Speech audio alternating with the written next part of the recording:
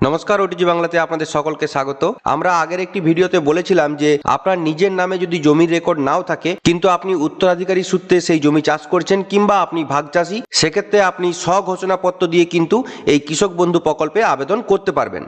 অনেক সময় উত্তরাধিকার সূত্রে জমির আপনি হয়তো মিউটেশন করতে দিয়েছেন কিন্তু এখনো পর্যন্ত মিউটেশনটা কমপ্লিট হয়নি, কারণ মিউটেশনের জন্য বেশ কিছু টাইম লাগে। সেক্ষেত্রে জমির কাগজপত্র কিন্তু আপনার নিজের নামে থাকে না। তো সেই জন্য পৈতৃক সম্পত্তির উত্তরাধিকারী কিংবা আপনি যদি ভাগচাষী হয়ে থাকেন সেক্ষেত্রে কিন্তু আপনি এবার থেকে কৃষক বন্ধু প্রকল্পে আবেদন করতে পারবেন। এই যে স্বঘোষণাপত্র দিয়ে কৃষক বন্ধু প্রকল্পে আবেদন, এটা কিন্তু খুব বেশি দিন চালু হয়নি। এটা চালু হয়েছে 24/12/2020 থেকে। আমরা মূল নোটিফিকেশনটা যদি দেখি তো দেখতে পাবেন পরিষ্কারভাবে এই যে মূল নোটিফিকেশন, এটা হচ্ছে নোটিফিকেশন নম্বর এবং এখানে তার ডেট দেওয়া আছে 24 ডিসেম্বর 2020। এবং এই মেমোরেন্ডামের সাবজেক্টটি লক্ষ্য করুন, তাহলে আপনারা বুঝতে পারবেন। ফেসিলিটেশন অফ এনরোলমেন্ট ইন কৃষক বন্ধু assure income KBAI scheme based on self declaration form. তো আমরা আগের ভিডিওতে বলেছিলাম যে যখনই স্বঘোষণাপত্রের যে ফরম্যাট সেটা আমাদের হাতে চলে আসবে, আমরা কিন্তু কিভাবে পূরণ করবেন সেটা ভিডিও আকারে প্রকাশ করে দেবো। তো আমাদের কাছে সেই স্বঘোষণাপত্রটি চলে এসেছে। তো আজকে আমরা এই ভিডিওতে কিভাবে আপনারা ওই স্বঘোষণাপত্রটি পূরণ করবেন স্টেপ বাই স্টেপ সেটা নিয়ে আলোচনা করব। তো এই ভিডিওটি শেষ পর্যন্ত দেখুন, তাহলে পুরো বিষয়টা আপনার কাছে ক্লিয়ার হয়ে যাবে।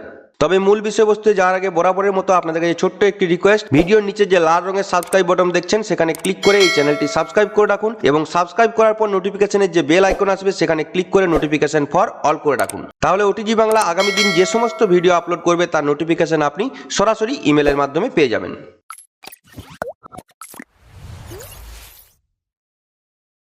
কৃষক বন্ধু প্রকল্প সম্পর্কে আপনারা যদি বিস্তারিত জানতে চান তাহলে আপনারা আমাদের ওয়েবসাইট onlinetotalguide.in এই ওয়েবসাইটে চলে আসবেন এবং এখানে আমাদের একটি পোস্ট আছে কৃষক বন্ধু প্রকল্পের সুবিধে কি এবং স্বঘোষণাপত্র দিয়ে কিভাবে আবেদন করবেন। তো এই পোস্টটি আপনারা একটু দেখে নিতে পারেন। এই ভিডিও ডেসক্রিপশনে এই পোস্টের লিঙ্ক দেওয়া থাকবে এবং এখানে আপনারা নর্মালি কৃষক বন্ধু প্রকল্পের ফর্ম কিভাবে পূরণ করবেন সেই সম্পর্কিত ভিডিও কিন্তু এমবেড করা আছে, এখান থেকেও আপনারা দেখে নিতে পারেন। এবং এই প্রকল্পে আবেদন করার জন্য কি কি কাগজপত্র জমা করতে হবে সেটাও কিন্তু এখানে সম্পূর্ণভাবে দেওয়া আছে। এবং এই যে ডিক্লারেশন ফর্ম, এই ডিক্লারেশন ফর্মটিও আপনারা এই পোস্টের মধ্যে থেকেই ডাউনলোড করে নিতে পারবেন। তো চলুন এখন দেখা যাক ডিক্লারেশন ফর্মটি আপনারা স্টেপ বাই স্টেপ কিভাবে পূরণ করবেন এবং ফর্মের গঠনটা ঠিক কিরকম। এই সেলফ ডিক্লারেশন ফর্মটি দুটো ভাষাতেই আছে, বাংলা এবং ইংরেজি। এই মুহূর্তে আপনারা যেটা দেখছেন সেটা ইংরেজি ফরম্যাট, আর একটু নিচের দিকে যেটা আছে সেটা হচ্ছে বাংলা ফরম্যাট। তো আপনাদের সামনে এই মুহূর্তে আমরা এই বাংলা ফরম্যাটটা নিয়ে আলোচনা করব। তো দেখুন এখানে ফর্মের প্রথমে এখানটাতে আপনি আপনার নাম লিখবেন এবং আপনার পিতা বা স্বামী যেটা প্রযোজ্য হবে আপনার ক্ষেত্রে সেটা লিখবেন এখানটাতে। তারপর আপনার এখানে গ্রাম লিখবেন এবং তারপর আপনার গ্রাম পঞ্চায়েত বা পৌরসভা যেটা হবে সেটা এখানে লিখবেন এবং তারপরের যে ঘরটা এখানে আপনার ব্লক লিখবেন। তারপর এখানে থানা দেবেন এবং তারপর এখানে আপনার জেলা উল্লেখ করবেন। এটা উল্লেখ করে দেওয়ার পর এই জায়গাটাতে আসবেন। এই জায়গাটাতে দেখুন এখানে আপনি পরিষ্কারভাবে উল্লেখ করছেন যে আপনি কি ধরনের চাষী, অর্থাৎ পৈতৃক সম্পত্তির উত্তরাধিকার সূত্রে চাষ করছেন কিংবা আপনি বর্গাদার ভাগ চাষী। তো সেটা আপনাকে ঠিক করে এখানে টিক চিহ্ন দিতে হবে। প্রথমেই দেখুন এখানে আমি মালিকানা বা নথিভুক্ত রায়তের উত্তরাধিকারী বা নথিভুক্ত বর্গাদার ভাগ চাষী। তো এখানে আপনার ক্ষেত্রে যেটা প্রযোজ্য হবে, অর্থাৎ আপনি যদি পৈতৃক সম্পত্তির উত্তরাধিকার সূত্রে চাষ করে থাকেন এই উত্তরাধিকারীর উপরে টিক চিহ্ন দেবেন এবং আপনার যে জমির ধরন সেটা মালিকানা না নথিভুক্ত রায়ত সেটা এখান থেকে টিক চিহ্ন দিয়ে দিতে হবে। এবং এই প্রথমে দুটো টিক চিহ্ন দিয়ে দেওয়ার পর আপনি এখানটাতে উল্লেখ করবেন যে আপনি কতটা জমি চাষ করছেন, সেটা কিন্তু আপনাকে করে উল্লেখ করতে হবে। এবং উল্লেখ করার পর আপনি ফর্মটা একটু নিচের দিকে নামাবেন এবং এই অংশটা আপনাকে পূরণ করতে হবে। আপনি ধরুন একাধিক মৌজায় চাষ করছেন বা একই মৌজায় একাধিক দাগ নম্বরে চাষ করছেন, তো সেই রকম ভাবে আপনাকে এখানে স্টেপ বাই স্টেপ পূরণ করতে হবে। তো আপনার যদি একের বেশি মৌজা বা দাগ নম্বর থাকে সেক্ষেত্রে আপনি ক্রমিক নাম্বার 1, 2, 3 এভাবে আপনি কিন্তু করে নিতে পারেন। আর কোন ব্লকে সেই জমিটি চাষ করছেন সেটা এখানে উল্লেখ করবেন, মৌজা উল্লেখ করবেন, জেল নম্বর উল্লেখ করবেন এবং খতিয়ান নম্বরটা উল্লেখ করবেন, তারপর দাগ নম্বর উল্লেখ করবেন এবং কতটা চাষযোগ্য জমির পরিমাণ সেটা আপনাকে করে এখানটাতে উল্লেখ করতে হবে। তো যদি আপনার এই সিরিয়াল বেশি হয়ে থাকে 1, 2, 3, 4 সেক্ষেত্রে আপনি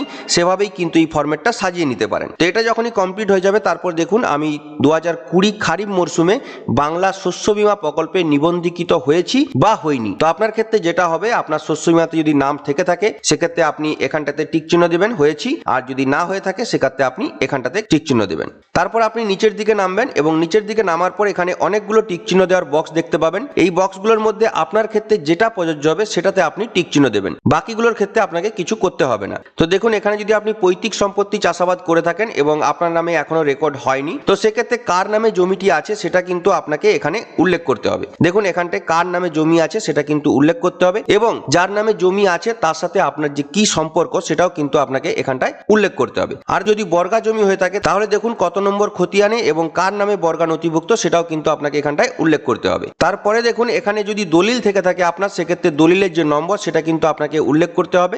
এখানটায় সবসময় দলিল নাও হতে পারে, পিঠ দলিলও হতে পারে, তো যেটাই আপনার কাছে অ্যাভেলেবেল থাকবে, অর্থাৎ আপনার ক্ষেত্রে যদি প্রযোজ্য হয় এবং যদি থাকে সেটা কিন্তু আপনি এখানে দলিলের নম্বরটা উল্লেখ করবেন। এবং শুধু উল্লেখ করলেই হবে না, দলিলের যে জেরক্স সেই জেরক্সটাও কিন্তু আপনাকে আবেদনপত্রের সাথে দিতে হবে। তারপর দেখুন এখানটায় মিউটেশন সার্টিফিকেট, যদি আপনার মিউটেশন সার্টিফিকেট থাকে তো সেক্ষেত্রে আপনি এখানটায় টিক চিহ্ন দেবেন। তারপর দেখুন এখানে মিউটেশনের জন্য দরখাস্ত জমা দেওয়ার স্বীকৃতিপত্র বা রসিদ, অর্থাৎ আপনি মিউটেশনের জন্য দরখাস্ত জমা করেছেন কিন্তু আপনার এখনো মিউটেশন প্রসেসটা কমপ্লিট হয়নি, যার জন্য জমিটি আপনার নামে আসেনি, তো সেই যে দরখাস্ত দিয়েছেন তার যে রসিদটা, অর্থাৎ আপনি দরখাস্ত দিয়েছেন তার রিসিভ কপিটা যদি আপনার থাকে সেক্ষেত্রে আপনি এই ঘরটাতে টিক চিহ্ন দেবেন। তারপর দেখুন তার নিচে কৃষি জমির পাট্টা, অর্থাৎ আপনি যদি কৃষি জমির পাট্টা পেয়ে থাকেন তো সেক্ষেত্রে আপনি এখানটায় টিক চিহ্ন দেবেন এবং কৃষি জমির পাট্টার জেরক্সটা কিন্তু আপনাকে এই ফর্মটি জমা দেওয়ার সময় দিতে হবে। তারপর দেখুন বনভূমির পাট্টা কৃষিকার্যের নিমিত্ত, অর্থাৎ বনভূমির থেকে আপনি পাট্টা পেয়েছেন কৃষিকার্যের জন্য, তো আপনার ক্ষেত্রে যদি এইরকম হয়ে থাকে তখন আপনি এই ঘরটাতে টিক চিহ্ন দেবেন এবং ওই যে পাট্টার জেরক্স কপি সেটাও কিন্তু আপনাকে এই ফর্মের সাথে জমা করতে হবে।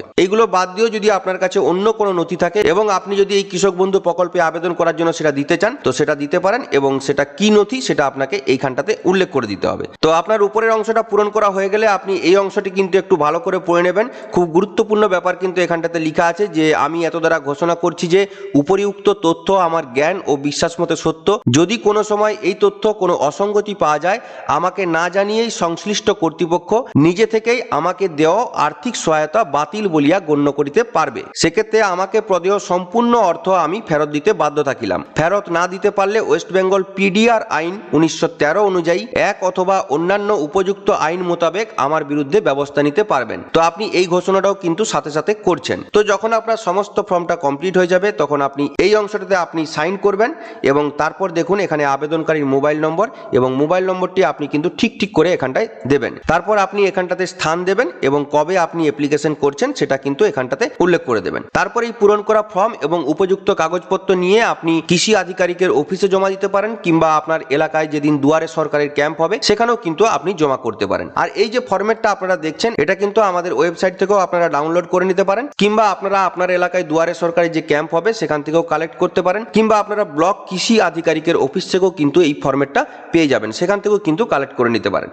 তো কি কি কাগজপত্র জমা দেবেন সেই সম্পর্কে আরো বিস্তারিত জানার জন্য আমাদের ওয়েবসাইটে চলে যেতে পারেন এবং সেখান থেকে আপনি পরিষ্কারভাবে কি কি কাগজপত্র জমা করতে হবে সেই সম্পর্কিত বিস্তারিত দেওয়া আছে, এখান থেকেও জেনে নিতে পারেন। অথবা আপনারা একটা জিনিস খেয়াল রাখবেন যে আপনি যে সমস্ত তথ্যগুলো এখানে দিচ্ছেন তার সাপোর্টিং ডকুমেন্টস কিন্তু আপনাকে জমা করতে হবে। তো আশা করি কৃষক বন্ধু প্রকল্পের স্বঘোষণাপত্র আপনারা কিভাবে পূরণ করবেন সেই সম্পর্কে আপনাদের ধারণা দিতে পারলাম। যদি এই ভিডিওটি ভালো লেগে থাকে অবশ্যই একটি লাইক করে দেবেন আর যদি কিছু জানার থাকে অবশ্যই কমেন্ট দেবেন। আমরা চেষ্টা করব যথাসাধ্য আপনার কমেন্টের সঠিক উত্তর দিয়ে আপনাকে সহায়তা করার। আর এই কৃষক বন্ধু প্রকল্পে নতুন আবেদন করার পদ্ধতিটি আপনার পাড়া প্রতিবেশী বন্ধু বান্ধব সকলকে জানিয়ে দেওয়ার জন্য এই ভিডিওটি প্রচুর পরিমাণে শেয়ার করে দিন। তো আজকের মতো এটুকুই, দেখা হচ্ছে পরের ভিডিওতে নতুন কোনো সাবজেক্টের সাথে। টাটা।